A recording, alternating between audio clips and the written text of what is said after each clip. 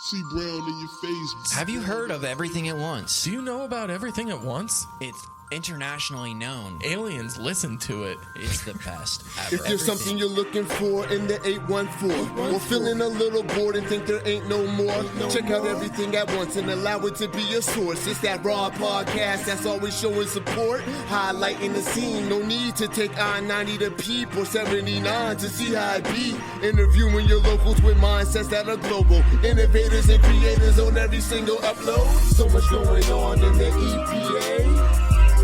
Incredible content. Everything at Once will keep you up to date. Amazing guests. What you doing? Come through and hang with Tony and Dave. Community driven. Bringing everything at once from around the way. Everything at once from around the way. Hey. Please listen. We love you. Everything at Once. Everything at Once. Hey, Dave, you ready for another podcast? Yeah, I guess. Dang, man, you sure you feeling okay? I don't know. I've just been tired and sluggish lately, and I just can't seem to get any energy. You really should have seen our last guest, Shantae. When she was here, she could have given you some direction. She's a board-certified doctor of natural medicine. Do you think it's too late? Nah, man, you could give her a call. Her practice is called Sacred Divine Femininity. Sounds like that's for girls. It's not, man. She treats guys and girls. She takes a holistic approach towards health and well-being. You know, I think I'm going to give her a call. That's a good idea, dude.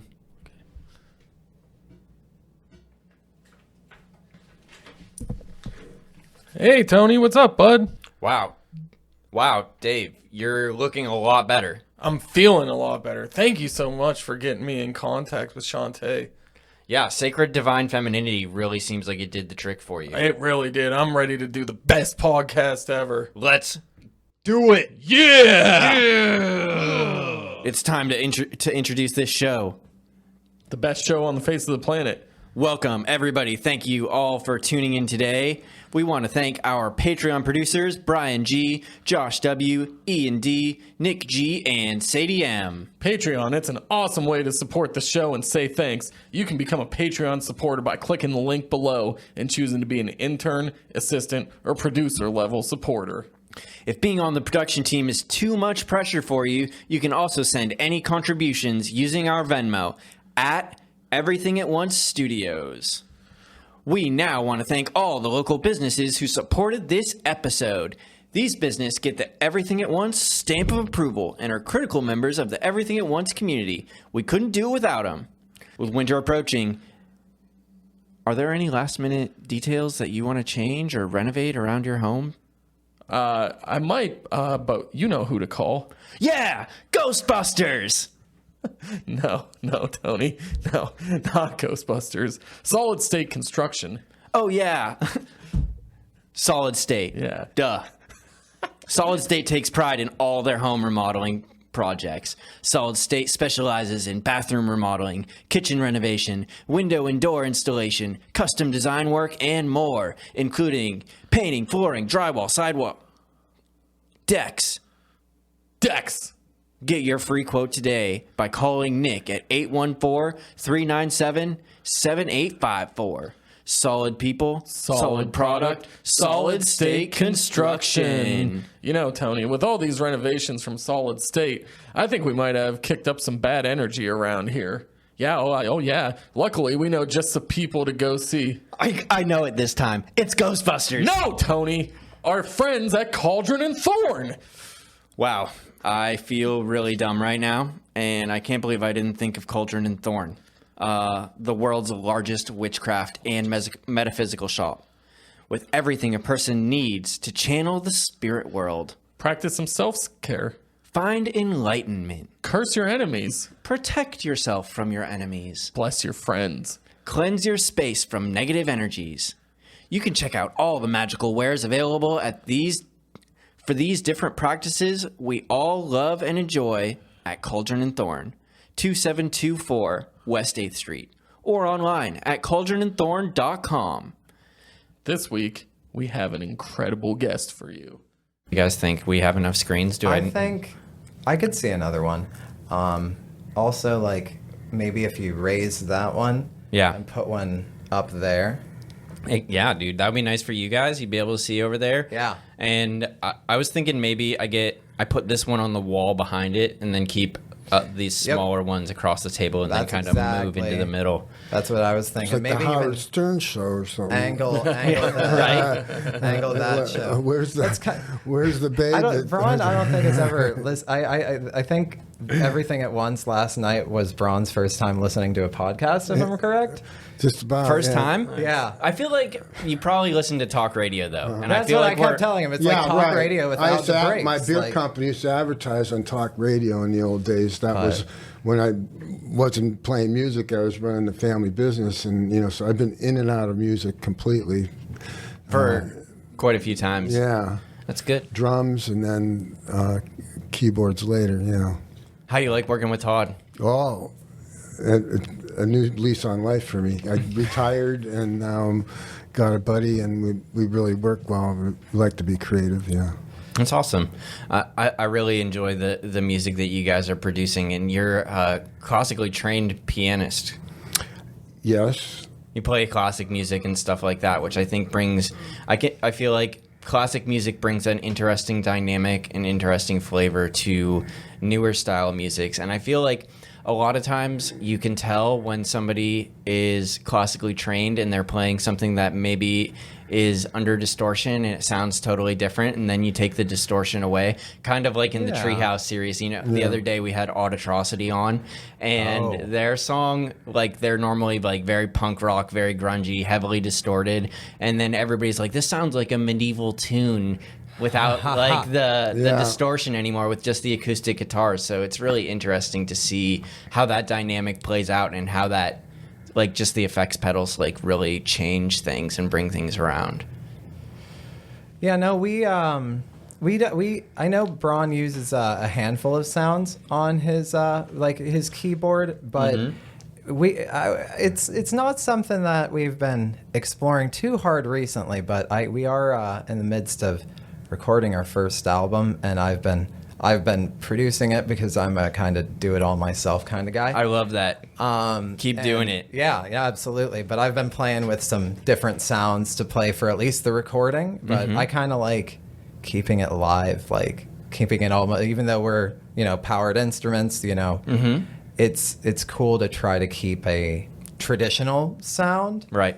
Did you guys record all together, or did you separate it out and track each instrument individually? We're working on it, but we're gonna do live takes. Awesome. For the first album especially. I'm open to trying multi-tracking in the future, and we did try multi-tracking when I first got the equipment. But I think for our first album, since we do a lot of live stuff and we do a lot of 2 or 3 hour shows, it's best to keep it sounding like people are going to recognize. That's cool too. And I think that it's really an interesting dynamic doing it like all together in the same room and tracking it versus trying to like perfect that sound. Like one of my favorite albums is like the first Black Keys album, where they're on like some real shitty garbage mic. They're all recording together. It sounds like they're in like a garage or in a basement, you know what I mean? And having that kind of dynamic or that kind of texture or flavor to music is really, it's just a creative choice, Absolutely. Instead of like overproducing everything and getting everything sounding like perfect and crisp and everything like that, I think that it allows the humanness to still be in the recording, I couldn't have said it better, honestly. Like, I'm a big fan of like blemish and imperfection in art. I think that's like, I also work at the art museum, and I see a lot of like very technically skilled painters who can, paint things that look like a photograph. Right. And that's cool. And I appreciate that. But to me, like, the art is communication, and if you're copying something, it's a different kind of communication than than creating your own and taking your own texture of it. And I'm a big pop stan too. Like, I'm really into like Billie Eilish and Taylor Swift, and like I've just started getting into Sabrina Carpenter for some reason, and I like that super clean kind of style.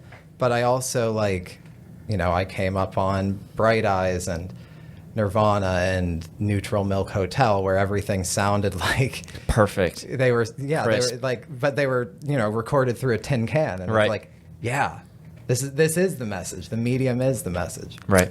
And I think that going back to the art and stuff, I feel like that is one of the, like, having your own texture, your own, I like stylized art is what I'm trying to say. Stylized art, I think, is maybe not much more creative, but creative in a different way compared to somebody who is trying to recreate something that exists in the world, Yeah. I read a book a long time ago that said that photography was going to be the death of painting because now that we can make things perfectly as they are in real life, there would be no need for painters anymore. But then came the birth of surrealism, Right. and impressionism and all of that stuff, where people are making more stylized things and allowed Cubism to and be more creative. minimalism. I've always been a big Modrian fan. Do you know? I'm not Modrian? familiar. He was a painter, I think, in the 50s or 60s. Somebody's going to get mad at me for being wrong, but he did these big, like, 5-10 foot canvases, and it was colored rectangles. Okay, yeah. So it was like I the think I red, did one the like that. Yellow, like, With the black rectangle. stripes in Yep. between them. Yeah, we did something like that when I was very young in elementary school. We did our own version of those kinds of paintings. Yeah, but for me, I always like art that makes me question it. Like, What is yeah, this? what am I looking at? I'm also, like, in my visual art practice, I'm like firmly a surrealist. I'm really into cubism and, like, really, like, aggressively non-representational art. So I really I like, yeah, I like paintings. Like, I like all art. I like all music too, but, like, the ones where I'm like, what is that? All right. No, those are like a Jackson Pollock or something Yeah. like that. I really like that kind of stuff too, but I feel like it reaches a certain point where I'm like, where it's too far beyond my comprehension, where I can't make heads or tails of it or understand it in any particular way. But I love, like, symbolism and those kinds of things in art. The way that I interpret art really changed a lot when I took a Italian Renaissance art class at Barron with Dr. Dale. She was awesome, super cool, and it allowed me to see that there was so much more to these paintings than just, like, a pretty painting. You know what I mean? There's a lot more going on. Especially with Renaissance art, they were all about hiding the little symbols throughout. You see the big figure, the big, like, masterpiece form, but then throughout the painting are just, like, little things that represent other. Exactly. Yeah. It's super interesting, and I feel like I can find that. And because of that class, I've been able to interpret a lot of other art and take a lot more enjoyment in looking in art, because I have, like, that idea of, like, okay, like, what does this particular object or thing actually mean to me? What does it represent? Is it just a rabbit over here, or is it symbolizing fertility like it would be in the Italian Renaissance paintings? Well, Tony, I'd like to say something. Sure. Going back to the first thing you were mentioning when I didn't even know we had started the podcast was about if we're doing live takes or we're doing click takes and stuff like that. And when I did my 4 solo CD albums as a soloist, every cut was a live take. I had a nice mixer, and I could do punches and that, but I didn't want to learn that. I just waited till I had a good take and then saved it. Were you doing it on tape? No, it was a Yamaha recorder and 24 channels, but it would record onto a CD. Okay, cool. And then the CD I sent to CD Baby and let them master it a little bit. But basically, I had just piano music on my first one. And on the second one... These ones right here? Yeah. Check them out, people. I don't know. They might be a little bit too far for you to see, but they are here. But on the second one, I was playing the electronic sounds and singing at the same time. And with my fancy keyboard, it was reading the chords with my left hand, and it was making the bass line and the drums. But I would press for the part B and sing the bridge differently, and everything was triggered, you know. Oh, wow. And then even on my further one where I did Moonlight Sonata with drums, I played just like the Beethoven score was, but I added a measure to start with, but the drum beat came in, and I would press for drum fills and play the Moonlight Sonata real heavy with the heavy metal type of So sound. you were doing like pedal looping before pedal looping Kind was of, yeah. like I was a big thing. You I was know? interacting with the computer on board my fancy Yamaha Clavinova. Right. And that's that's how I did all 4 of my CDs. My little keyboard over there can do stuff like that, but I am not capable of doing stuff like that yet. I'm not quite there yet. But it's really interesting and cool to hear that you were actually doing that manually like so long ago. Right. And believe me, on my Christmas CD, I did a version of Silent Night that's 28 minutes long. And I was studying with Basil Ronzetti composition. And so I had little notes, and I would read it and change, modulate, and do different styles, different keys, and made it into like a little symphony. And I was able to do it, you know, in less than maybe 10 takes, you know. Right. And that's what I ended up with. But I was going to start with my story about why I became a musician. Yeah. I was a drummer first. And I was a little boy, 10, 11 years old, going to Polish weddings, you know, family weddings. And I was intrigued by the drummer. We had some really great polka bands in Erie. And, you know, I appreciated the accordion player and everything, but I was mesmerized by the drummer. And I'm a little boy, and I'm drinking the 7-ounce pops, you know, Sure. orange and root beer, and I'm getting into the drums. And so I asked my parents about drums, but they were hesitant. Then I happened to see an old movie, black and white movie, on TV about Gene Krupa's story. And that was the famous jazz drummer that played and did a lot of drum solos.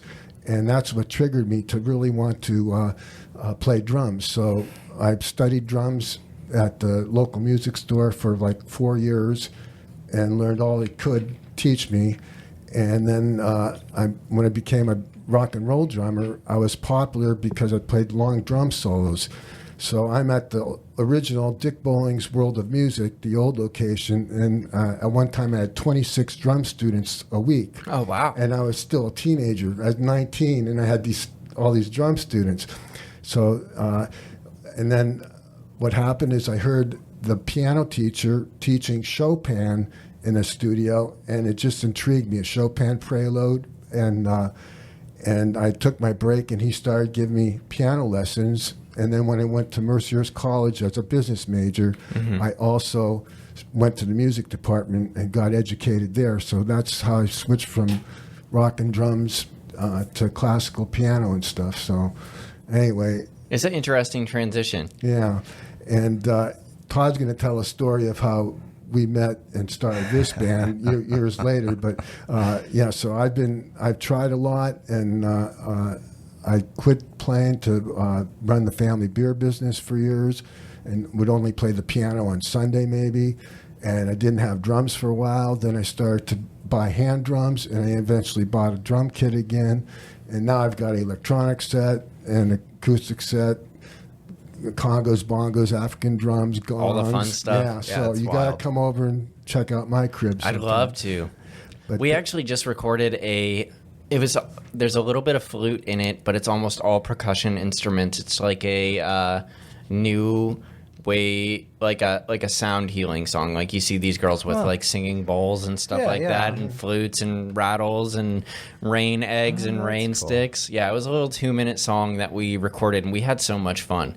I Like bet. all the different percussion instruments are so interesting, and there's so much texture there that you can mess with and enjoy. We usually start in my yard and bang my outside gong before we practice. Nice. Or during practice. Either way. To get the it's vibration. fun. Yes, And, yes. And it helps us bond. And so. How big of a gong is it? About 36 inches. So pretty big. Yeah. Yeah, that's Yeah. nice. Yeah. Yeah, it's And then I have a smaller one by my drum kit inside. But Your neighbors like it? Yeah, think some of so. them do. Yeah. I mean, I think the latest I've heard us bang the gong was like 6 p.m. Okay, it's so pretty yeah, you can't respectable, complain about like, that. You might be getting home and like from Hear the work gong? or something. Oh yeah, it's time. It's that time. Yeah, dude, that's great. I love gongs. My friend has the one girl who played flute, Jessica Frombaugh, has a huge gong. I don't know how, it probably has to be like at least this big. I don't know how big that is. Maybe 3 feet, yeah. 4 feet. It's giant. It hangs on a huge stand. It doesn't really, it's not super mobile. It's awesome Yeah. though. Very great. You could do some pretty neat Pavlov experiments with the gong, with the whole neighborhood. You should hit it every time at like 5:59 p.m. That's not a bad idea. just to see what behaviors it triggers for them. Oh, for sure. We would have to talk with the neighbors then, though. Well, that would ruin the experiment. No, you'd have to Also, talk with them afterwards and be like, do you ever do anything particular No, when the here's- bong? Here's what you could do. You could plant cameras There we go. where you know that they're going to be at 5:59 p.m. I like this. And then you have the feed, and you're like, this is. You know. 5 p.m. is their time to do the dishes. I mean, it's anytime the the goes, Truman gong Show. You don't goes have off. to tell people when they're being watched. Right, of Right? course not. Right? No, what are privacy laws and trespassing and all of that stuff in the name of science? You know Right, what exactly. As long as you're advancing the species. I mean? Right, of course. By Pavlovian gong tricks. Well, I take my drums to some parties I get invited to sometimes, and we do impromptu drum circle. Oh, I love that. And then my latest thing is I take runes for us to pull runes and read each other's, reactions to pulling the druid runes. And Oh, nice. I was so going to ask you about your necklace.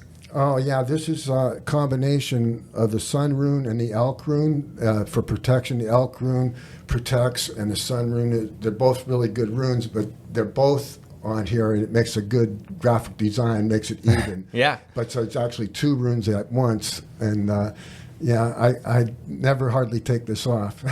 I don't have any runes, but I'm a big fan of tarot cards, which comes back, honestly, art interpretation in that class taught me how to read tarot cards more than anything else, because now I can pull the card and I can look at the card and I can actually interpret what the card is saying to me rather than having to refer back to a book or something else. Because a lot of these artists that make these are, you know what I mean, they're very talented and very skilled artists. Right. They make beautiful cards, and a lot of them have the symbol, a well done deck will have the symbolism that the card is trying to say in the image. So I'm a big fan of that as well. The fortune, Me too. foreseeing and scrying. And all that stuff. I've been into tarot in the past. I definitely, divination is a fun Divination, there thing we to go. play with Yes. sometimes. But yeah, it's been a long time for me. He actually, we've been working together for a couple of years now, and the other night was the first time I ever asked him to pull a rune. Not really. I was more confused as to why I never did it before, because I love it. Yeah. I've been really into like whole birth chart astrology. Oh yeah. I'm not telling you my birth sign. I heard that's bad.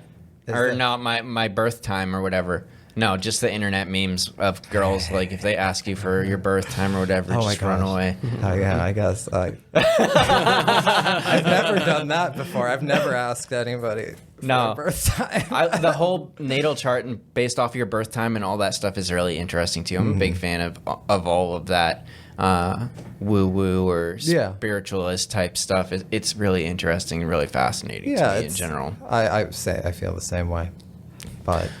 So you're pulling rune as a new way to. Do you feel like that's bringing the cohesiveness together of your band?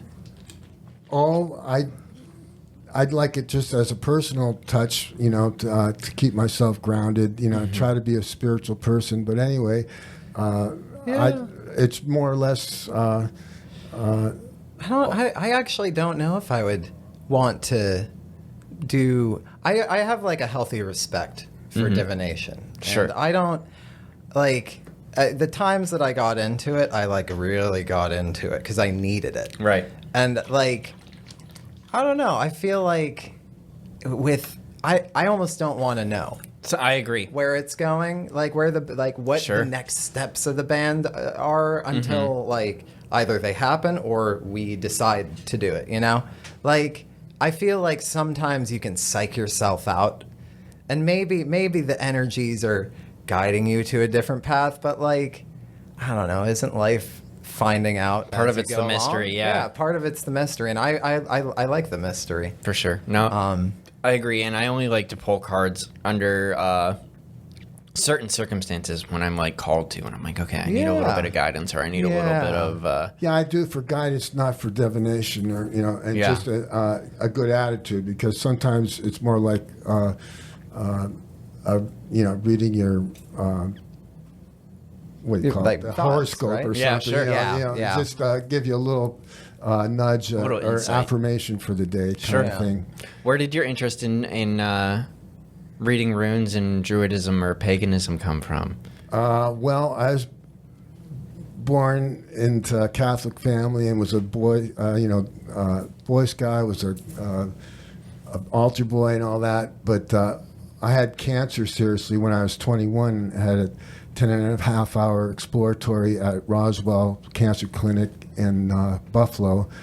And I that's thought you when were going to say Roswell, New Mexico. No. Oh, shit. They're doing alien stuff. But that was the number 3 place in the world for cancer. Then, like Sammy Davis Jr. and John Wayne had their lungs taken out there. They each lost one of their lungs. Well, anyway, let's get off of that. But the idea was, my train of thought is. It's okay. You were you're telling good. us about how you got to you had cancer and you were receiving treatment. And so I started reading Cahill Gibran and some Buddhist stuff, and just was searching a little bit, and I never quit, And I like to take a little bit from everything. I like the earth religions, and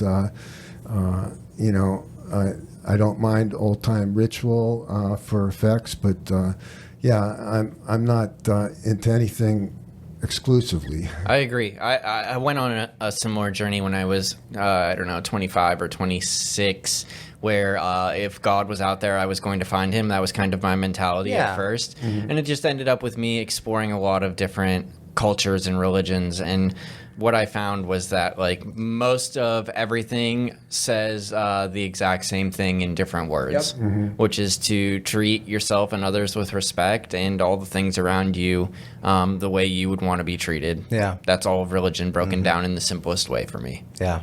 Other than there's some other things when we get into Buddhism and other Eastern religions about desires and being content and finding your own happiness in what you have. But for the most part, it's treat yourself with respect, treat others with respect, and make good decisions. Yeah.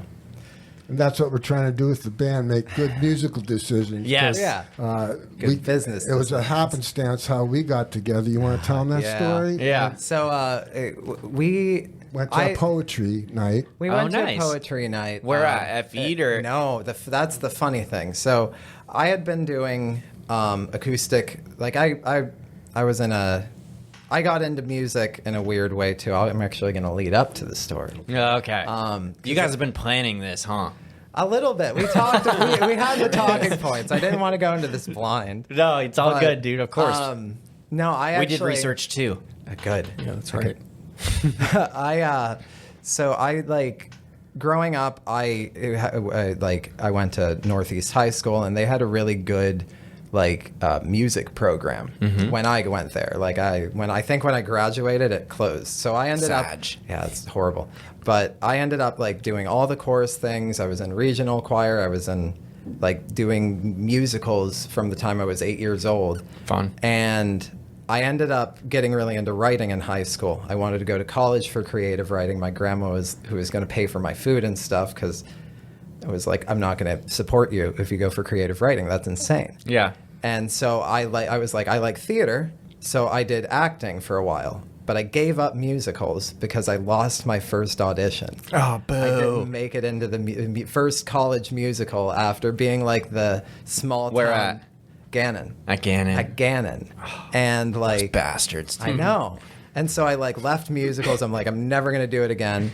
And I just did like stage plays for like 3 years. And then I was going through a bad breakup when I was like a junior or something. Picked up a guitar, started learning covers, and then I ended up like writing 30 songs the first month I wrote. Wow. Like I'm a really like binge purge. Yes. Or like kind of creator. So I'll like do a lot of work and then I won't do any.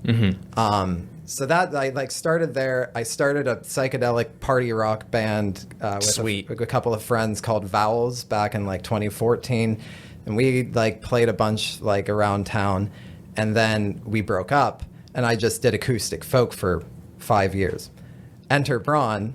We're going to an open mic at Voodoo Brewery Nice. in Erie, like the Erie location. I don't know if you've ever been inside. Oh, yeah. Yeah. Those tall ceilings, if you can imagine trying to listen to poets reading through Very those echoey. tall, yeah, it's horrible. And like, it's great to have music outside there, but it's very echoey. And I went up to get a beer after I think I played a song or two, or did I read? You read. I read and then I played a song. And he I saw him at like different music things, at different open mic nights. And he taps me on the shoulder and he's like, "Hey, I really liked what I heard of your poetry, but this is sounds horrible in here. I couldn't understand half of what you were saying." And I'm like, "Yeah, I know, it's terrible. Like, that's what I was saying. I thought it'd be outside." And he's, music got brought up, and I was like, he mentioned he played piano, and I'm like, "I've been looking for a piano player for 6 years." And so we set a date like the next week, and of course I'm small, and Voodoo, is a craft brewery place. So I forgot by the time I was going to his house if it was going to be a hang, or like to feel out each other, or a jam, because I'm like a kind of singular recluse sometimes, and I don't really branch out. So I show up at his house with nothing, and he looks at me and he's like, "Aren't we playing music?" And I'm like, "Yeah, you play piano." And you sing. And I sang, "You play piano, let's do it." And that's how it started. Awesome. And then he ended up, I think you were working on a riff for like a little while, and you were like, "Hey, let me try this," and then I just worked He jammed, immediately came up with some words, and we still do this to this day. Yeah. Sometimes, I improvise something and say, "Well, I like that enough. I'm going to repeat that pattern," and he just starts to get ideas from it. Yeah. But there's other times where he brings his written songs with the guitar, and I interpret it as a keyboard player and make accompaniment more like an artful accompaniment with my classical training. And instead of just strumming a chord, I think of a way to showcase him between the bass and the treble and the singing in between, or whatever. So we're like pop music, but with kind of an art song thing from, so a little more classy, if we can say that. Yeah, I can feel it. I feel it. But what I love about Todd is, since he has 3 published books of his own poetry, his words, his lyrics are always so clever and interesting. Sometimes he said they're so tongue-in-cheek, but almost everyone has a great tagline or a great sentiment to it. And what I love about Todd, when he composes a song, he sings the words, and he's inspired to do the vocal melody and ornamentation because of the words.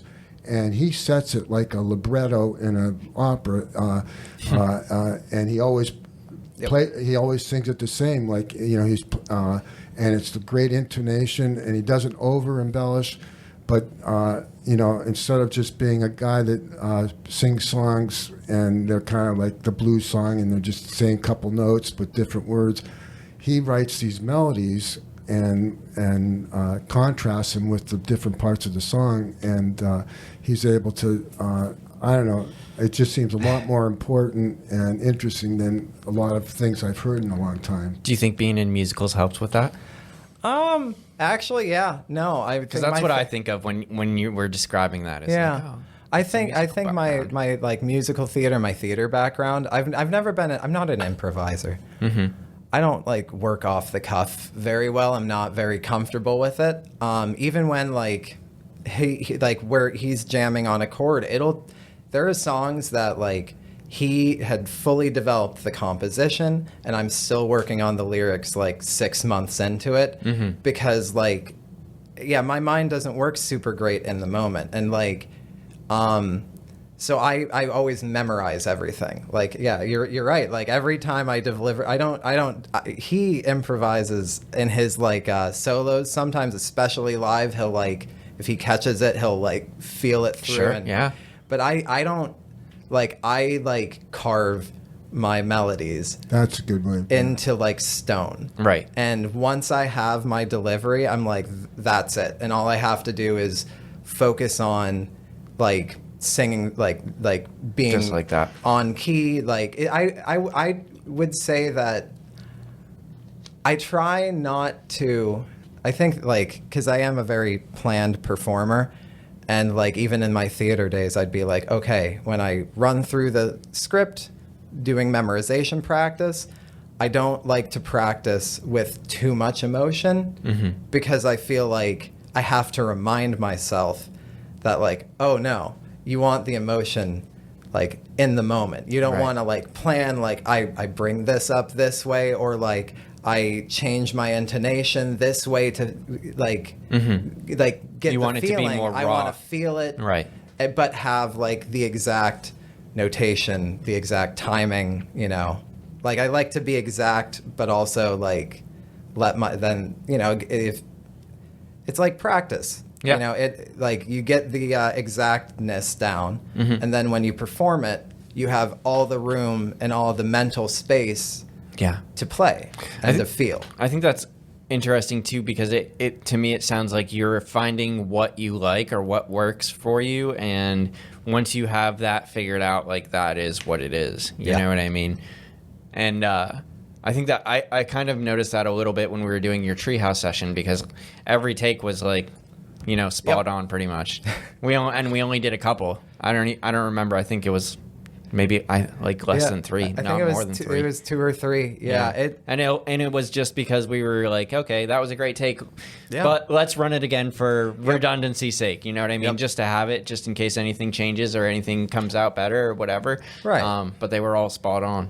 Yeah, it's definitely like it's kind of a feature of how I perform. Like because I'll like improvise our talking points in between songs, and I like to talk. Like I like to talk about myself, and, like, my thoughts. Me too. Like it's I love it.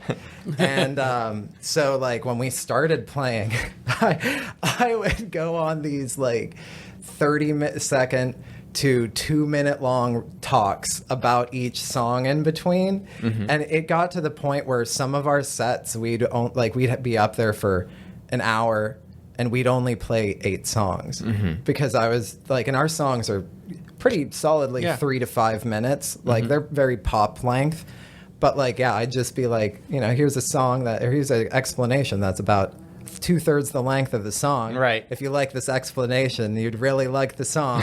Here it goes. Oh, wait, no, hold on. One more thing, you know, like, but I still improvise it.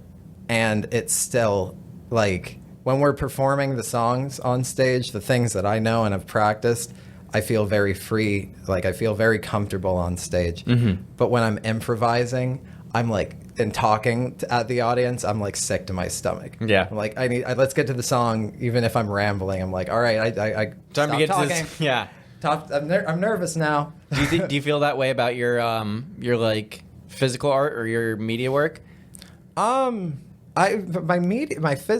digital paintings and my media work are kind of, they're in a different camp. Yeah. They're like, because like I'd say like my poetry writing and my songwriting are the same, and like I've actually given up my poetry because I'm like, if I'm writing poems all the time that I might read to 20 people and, you know, then it turns into a song, or you want to turn it into a song. I'm a box guy. Okay. Like, I like putting things the poems in are poems. Poems are poems.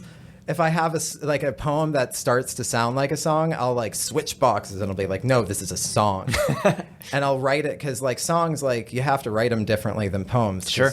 I mean, unless you're like writing. What are your thoughts? So We just designed a songbook to go with our new recording, where the words will be in the songbook. You know. Oh, nice. And so, like I said, I think they're noteworthy. You know, So it's half the message, and the melody together makes it a great piece of work. I have a hard, fast rule about poems that Dave always disagrees with. It's true. Okay. Poems should rhyme. No. Yeah. He gets it. He understands. He Poems understands. that were written before before 1950 should rhyme.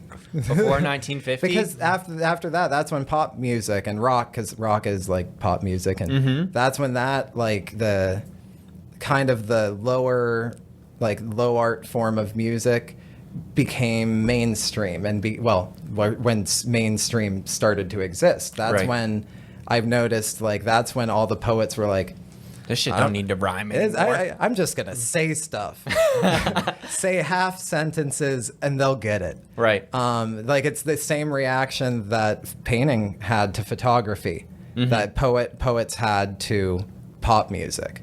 Like it's the same thing, because all of my rhyming poems become songs. Okay.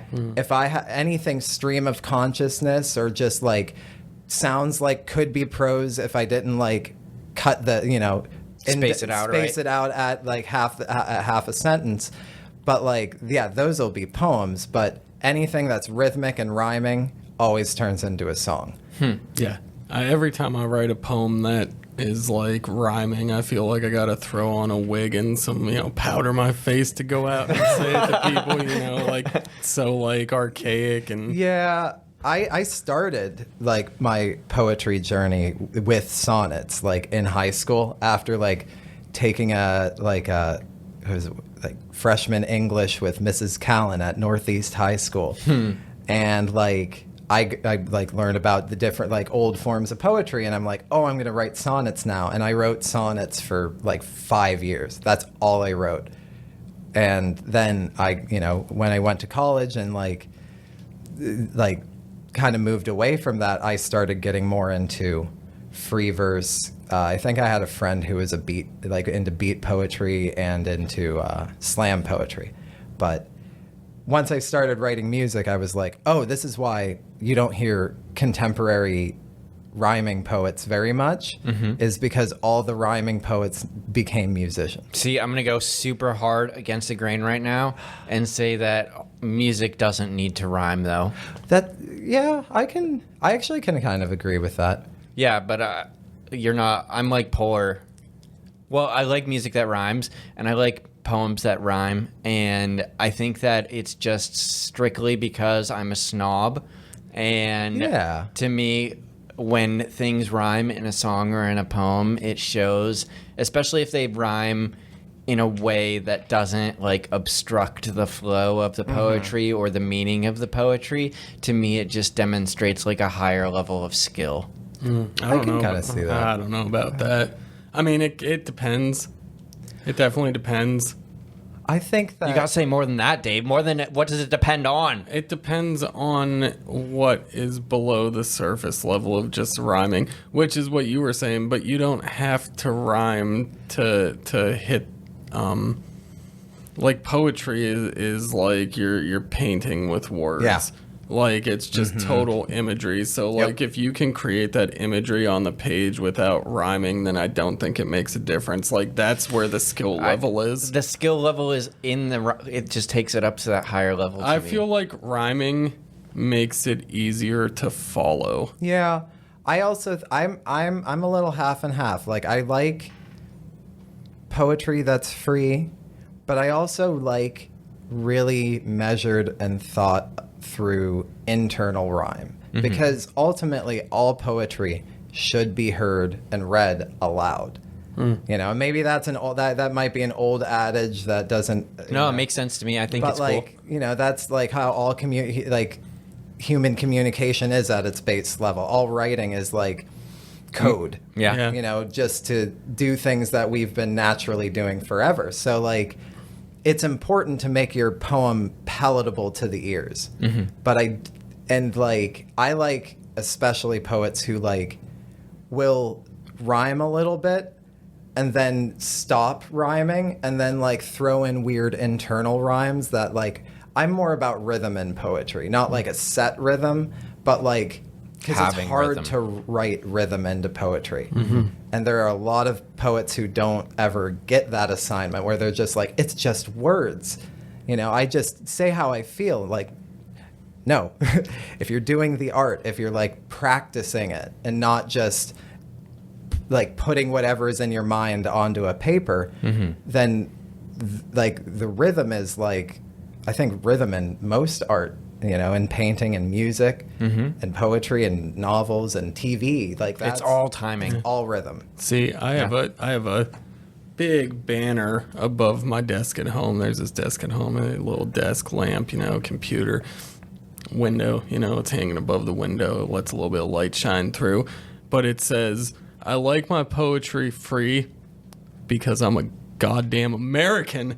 Is that really what it is? You really have a banner that says that? That's exactly correct, and it's in red, white, and blue, and it doesn't rhyme. You know what I'm saying? Because it's free and I'm free. Okay. You know what I'm saying?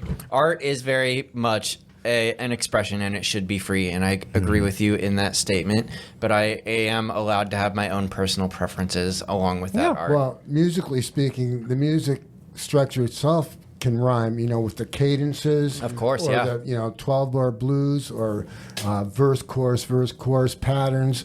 But I enjoy, like, I think you heard me playing last night. I'm playing my piano for myself. I'm playing weird Bartok music, which is, you know, Transylvanian folk songs, and there's extra dissonance and the surprise. You know, you think it's going to end on a, you know, dominant chord or something, and they flip you out, but it still sounds right. It just sounds so ethnic to have a different slant and a different accent chord at the end instead of a standard 5/1 finale and stuff like that. So.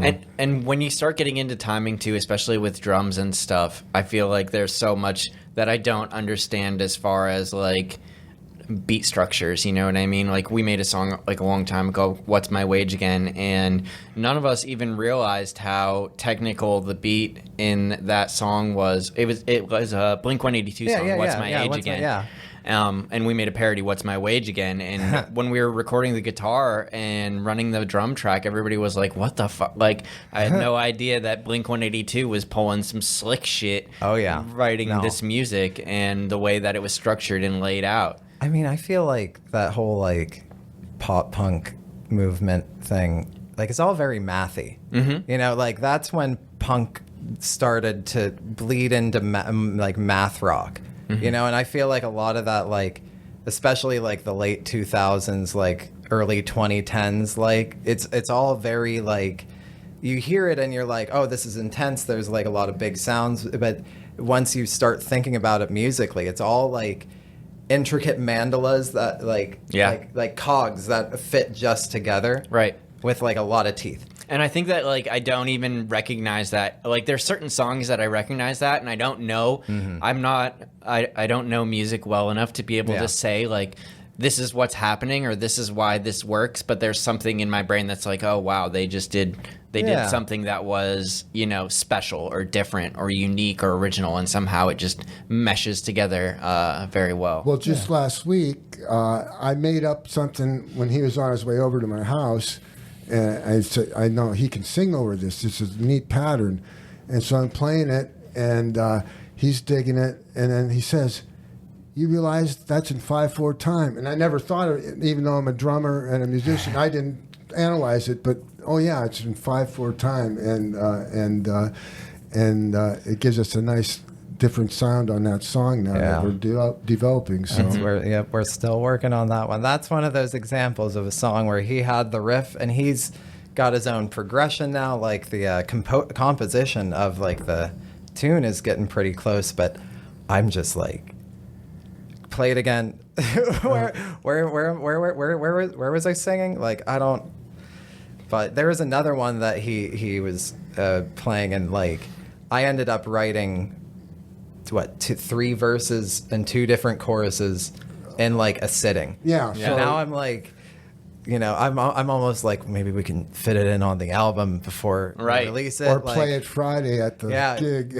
Yeah, Something no one ever heard it before. We only made it up this week. Is that this Friday? Yeah, we're It was playing- amazing. The gig was so good. Yeah, it was really fun. We might still be there. Yeah. So like we're in 2 places at once. This right is now. a multiverse type zone mul- studio. So PianoPunk is the world's the multiverse's first multiversal band. yes, it's incredible. here and- Amazing. And there, and it already is happened. this? What time is it right now? It depends on when our people are listening. So it could like be any. 6, 7. Sure. I mean, Okay. whenever you listen to your podcast, or the people out there, whenever you guys are listening to your podcast, that's what time it was. It's at least it's September at least 9th. Monday. It's Yeah. at least Monday. Oh. It's Oh at wow. least Yeah. Monday. So it's gonna be okay. Cool. Yeah. Yeah, it was an amazing Yeah. show. We had a Great time. show. It Did was you- really fun. Arts and Drafts. That's where we're playing Arts and Drafts, and Arts and Drafts is one of my favorite events. I in the always love world. arts and drafts too. Cool one. yeah. I mean, you know, as like an I make bad financial decisions there. absolutely. I really. It's one of the few places where you Are you gonna have art there too? No, I thought about it, and like if I really wanted to, I mean, you know, they already set it up and it's already torn down right now, but. He just finished his thing at Feed. Yeah. Right. I did just finish my thing at Feed, and that was really fun, and I already sort of miss it, but I also like dove into the studio a little bit too much. Like we're at the end of it, because I was there for 2 months. I Yeah. was like, I don't need to hang out here all the time. Like I did a bunch of art. Like it's also kind of goes into my process of like my binge purge art making process where I'll like spend months when I would normally do art stuff. I will be reading stuff. I'm really into history, and like I read a lot of history, like nonfiction historical surveys. Like I'm a big fan of the 1,000 and 1,200 page book. Just I don't remember anything, but I feel like I accidentally remember it through making art Right. sometimes, you know? And then like, yeah, I'll do that or game or something for a couple of months, and then I'll be like, Next I'm really thing. creative. So I'm going to, you know, when I was at Feed, I ended up producing like 17 new digital paintings. wow.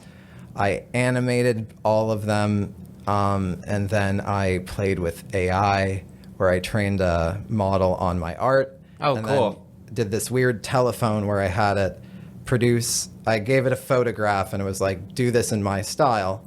And then it would give me a new image, and I'd say, okay, do that in my style. So it like was reinterpreting Just doing it its over. interpretations. Yeah. Interesting. And it got like, you know, I broke the computer a couple of times, and it was always like a really fun, like, and I made these like 15 frame a second stop motion animations of like the transformation of the photos.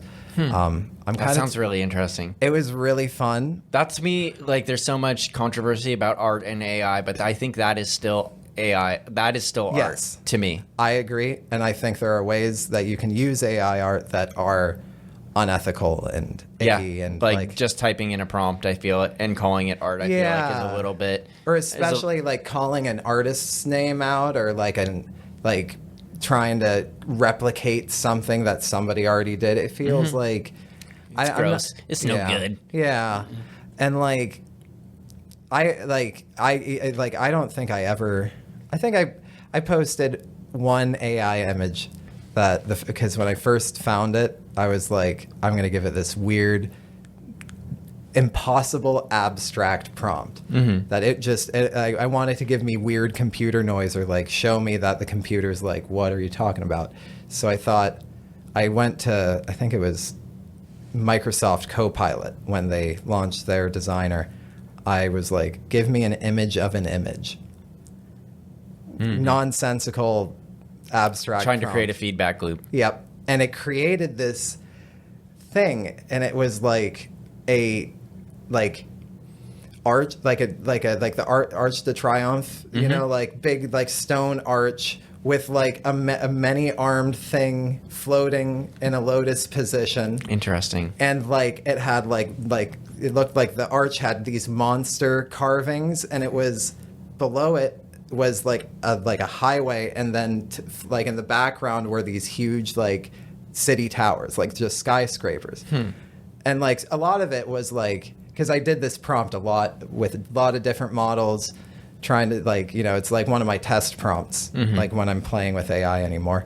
And like most of the time it's a painting in a painting. Yeah. It's like a painting it's spilling over into a painterly scene.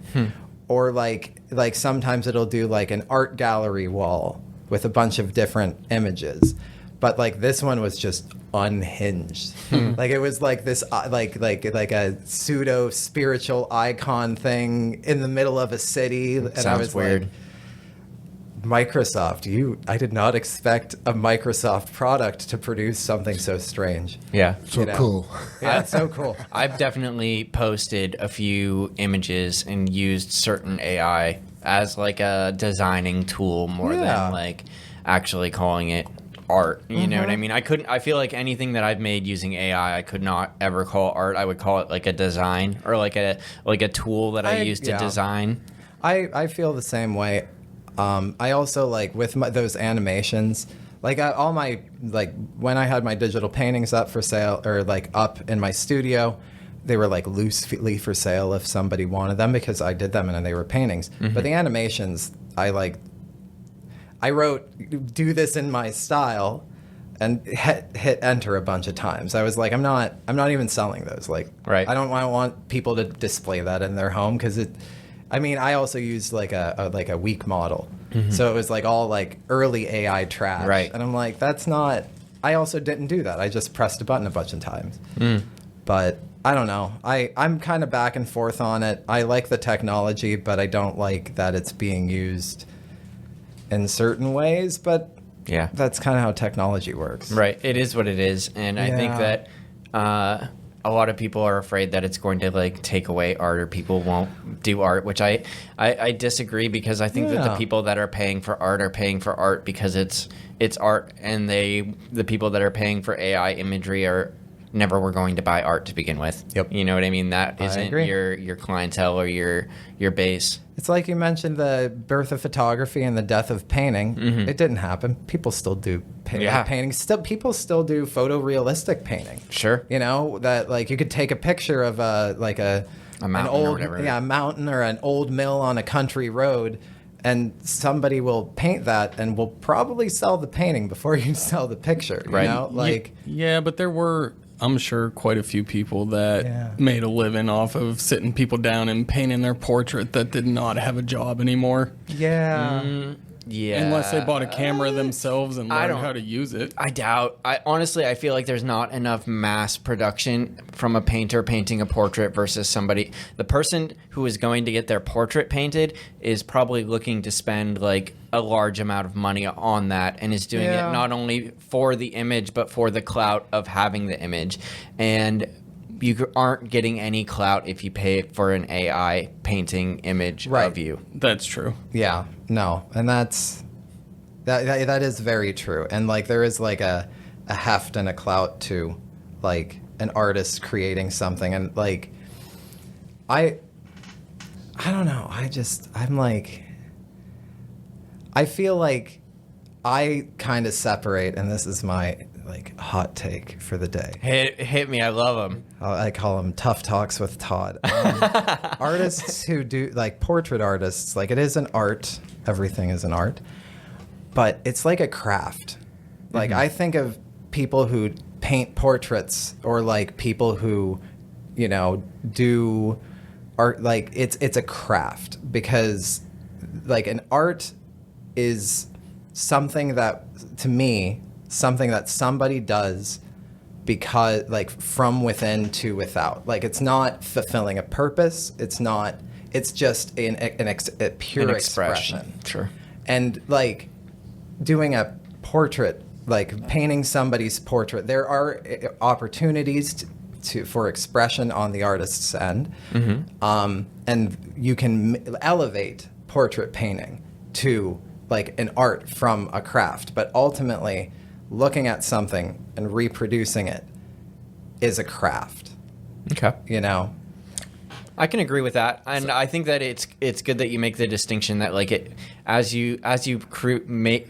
There's a big difference between just recreating and stylizing and Yes. crafting or not crafting, but like expression compared to just like recreation and being a copy machine. Yeah. So how would you feel if someone like took their ideas from AI? Let me get into that a little bit further. Say like they put something into AI like a prompt and it gives them an image, and then they use that image to create their own thing. Like they actually paint it themselves, but it's based off of the AI. I feel like that's a whole new market. That's a It whole just new popped form up of in- art I mean, that's not even yeah. there yet. I just made it up. I thought of it while you guys were talking nobody's about ever it. done Copyrighted, owned by Nobody's- Everything at One Studios. Nobody can do that. You guys, Nobody's sorry. ever done this. Nobody's done All it. you people on like AI artists on Reddit who are Yeah. like, look at my workflow. You don't have a workflow. I just thought of this. This is his first This workflow. is Dave. Yeah. Yeah. Dave And invented. instead of instead of like artists that are gonna like paint your self-portrait, like we're gonna come over and paint your AI. You know what I'm saying? Right. Yeah, but I mean, Here's the AI image. Make a painting now. Well, of this. you kind of did this with your animation. Yeah, that's what I did. I just kept asking it to redo what it did, but I wasn't like, no, redo the photograph. I'm like, oh, this thing that you made that you think looks like my art, make it look like my art. we're gonna do it the reverse way. There were some weird points where it would like get stuck. The AI for like, I don't know, like 20, 30 generations would get stuck on a face or like a definite form, and then it would explode the Interesting. form at some point, and then like the swirl would be interpreted, because I only do portraiture. Like all of my digital art is abstract, kind of Picasso, kind of not portraiture. And so everything always ended up turning into like chest up, head, no arms, like just like abstract portraiture. Like a bust almost. Yeah. But then it would bust and turn into another bust. Cool. But yeah, it was fun. I also am taking a break from AI just because I got a little too close to one of the chat bots, and I was like, AI, like, if you ever use Claude, Claude is amazing. Claude loves you. Claude tells you, and Claude agrees with everything you say. Nice. And it's in an eloquent way, so it like tricks my like BS bullshit filter brain, and I'm like, oh wait, this understands me. And then I was playing with Claude like at 2 a.m. or something one night, and I was like, I'm not lonely. Yeah. I have like a lot of people that I have wonderful conversations with. You know, like why am I talking to a computer? Yeah. Like I almost felt like I was like not wanting to talk to people I'm close with, because I'm like, oh, let me see what Claude has to say. Well, technology is always advancing, and you could either hate it or you embrace it. You know, Right, I mean, yeah. there used to be black and white TV, then there was color TV. In the recording industry, you know, Sgt. Pepper's was only a 4-track recorder, and they managed to do all that fancy stuff, you know, with the Beatles. But Sgt. Pepper's was a 4-track recording. yeah, they only had a 4-track, and then it would bounce it back onto another track. You know, now they have 98 channels. Oh, yeah. And these Yeah. technical things. Right. And here's where I come from. I had 45s. Nice. That's my first recording on a 45. Check it out. Check it out, everybody. Yeah, get it up there. Boom. You guys can see And that. now we're trying to do something extra fancy, and I'm glad that he's the technician, and I'm learning a lot from him, but then he learned some old tricks from me, so we're balanced. Right. It's interesting. Technology is always changing, and it's not going to go away. And I think it's interesting that I haven't messed with Claude at all. I've pretty much strictly used ChatGPT for just about Yeah. everything, other than like Dolly and stuff like that. Yeah, Claude's. Claude sounds like a yes man. Claude's a great yes man. Also, like I'm as I said, I'm really into like historical nonfiction. I'm really into reading like the lives, like the great man kind of biographies and like historical like surveys of a country's whole history.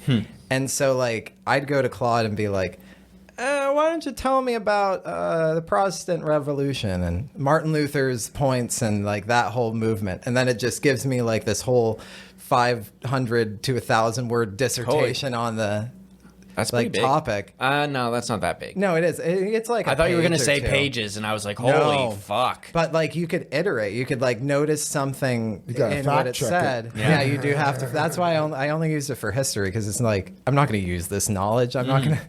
Doesn't really matter if it's wrong. Yeah, I'm not. It doesn't matter if like they say the wrong person crossed like the Pacific Ocean for the first time. Like I'm not going to use that knowledge.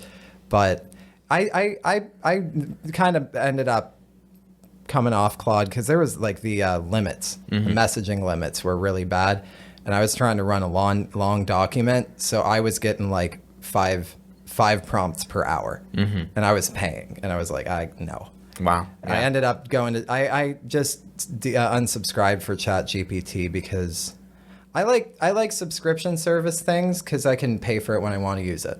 Like when I like had my sub, I had a lot of things to plan out, and like it helped me do that. I had a lot of like, like I was starting my residency, and I was like, okay, let's talk ideas. But now like I'm not as like I'm doing more nitty gritty stuff. Sure. Everything's already been kind of like planned out, and I'm like I don't really need to. Be like, that I'm not, invested in it. Yeah, I'm not asking it a lot of stuff right now. But. Yeah, I've never paid for it. I think that's going to be the future, though, of the universe is everybody just commerces and trades and compute.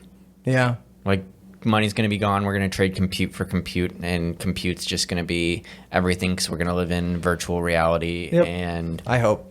I don't know if I hope, but like I feel like hope. that's the way things are going to be. I like going outside and stuff like that and talking with people in real life. Yeah. I like talking with people in real life and going outside.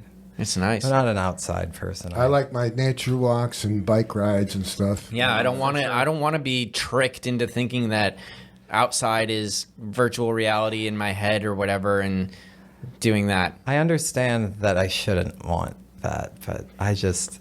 No, I mean you can want it, yeah, dude. That's totally fine. Like you're probably like, able to do and accomplish incredible things that are like it's not possible in normal reality. It's honestly like it's funny because the way I got into digital art was I have like a lot of sensory issues. Like I don't like loud noises. I don't like fast things.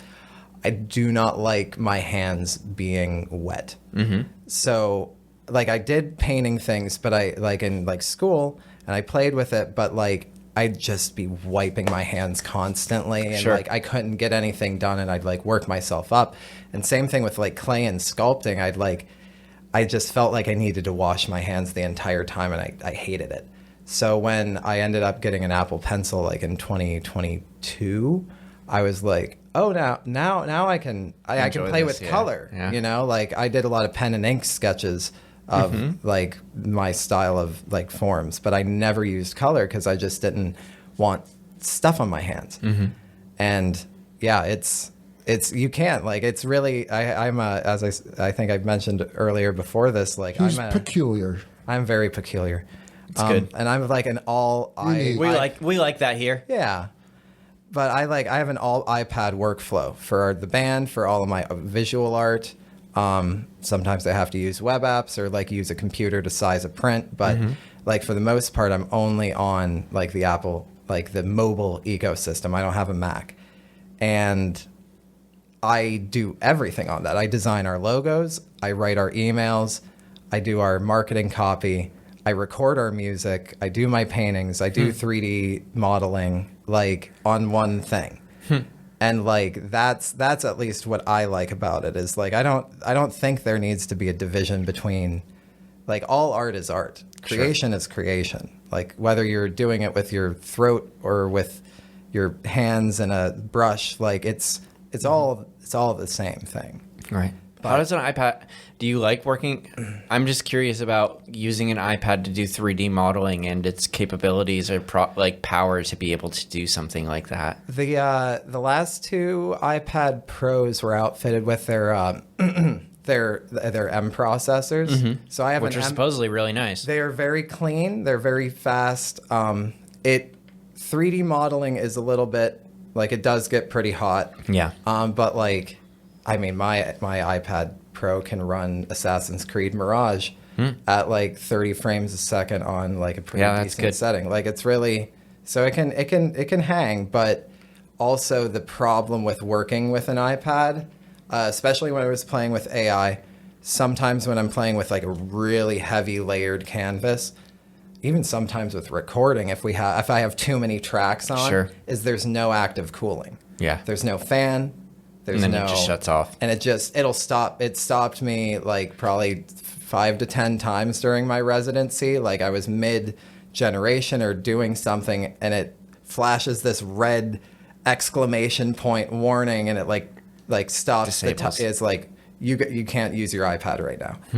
It might blow. Like, it's really. That doesn't happen with computers. They just yell and scream. Musically, it's nice to have a synthesizer that can really warp and make tone colors you couldn't even imagine.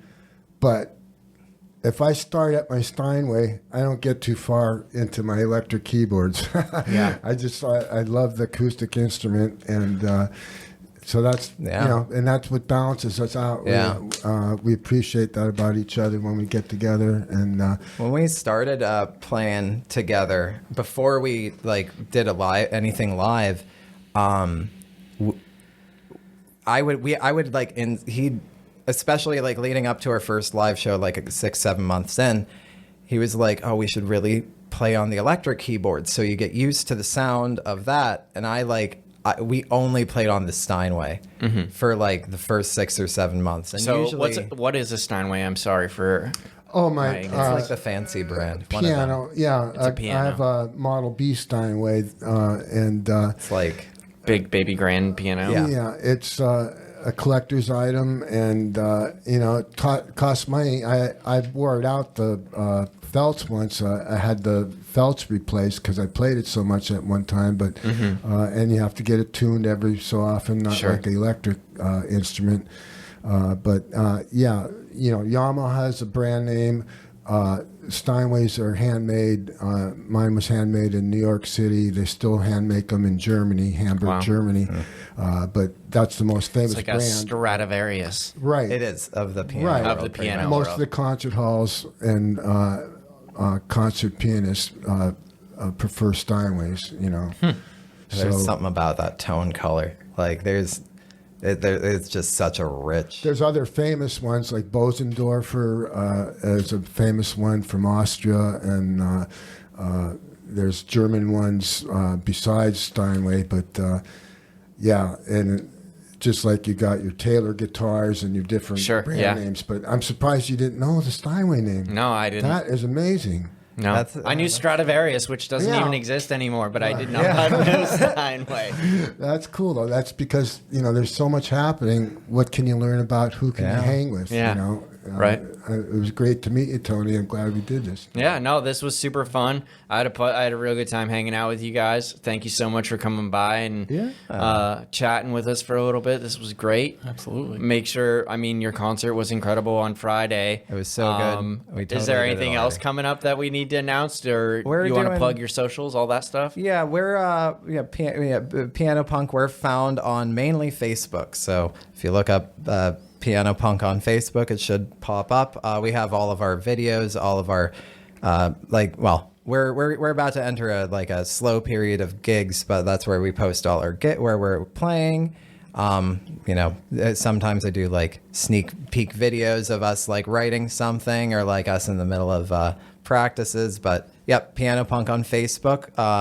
But we're also on Apple Music, Spotify, all the different services. We have a live album currently out and a couple of singles. We're working on our first album that's going to come out on October 17th Woo! Check it out, everybody. Yep. Yeah. At the 1020 Collective. Oh, nice. Very cool. We love that place. Yeah, that's a great place, and I'm really excited to go back there. That's where I had my first art show and where we had our first performance. Amazing. But yeah, no, we're going back there to have our album release on October 17th. October 17th. Put it in your calendars, It's a everybody. Thursday, October 17th. so you probably don't have anything to do. That's right. Come on out. But yeah, and then we're doing Porch Fest at the cool. end of September. I Nice. think around 2:00 on somewhere on West 6th Street. Sweet. Well, follow them on Facebook. Check out the events and stuff. Follow us on Facebook if you're a piano punk person. And tune in for more episodes in the future. Thanks to all our sponsors, everybody who listens, likes, follows, supports, all of those things. Press all the buttons. Press all our buttons, their buttons. Everybody just fucking get crazy just follow. with it. Please Crazy. Follow everybody Push all the that buttons. you've ever met. All of them. Everybody, they'll Follow thank you them. for it. They need that They need it. validation and other things. It helps. It helps fight the algorithm, the evil Yeah. algorithms. But y'all have a great night. We love you. Peace out.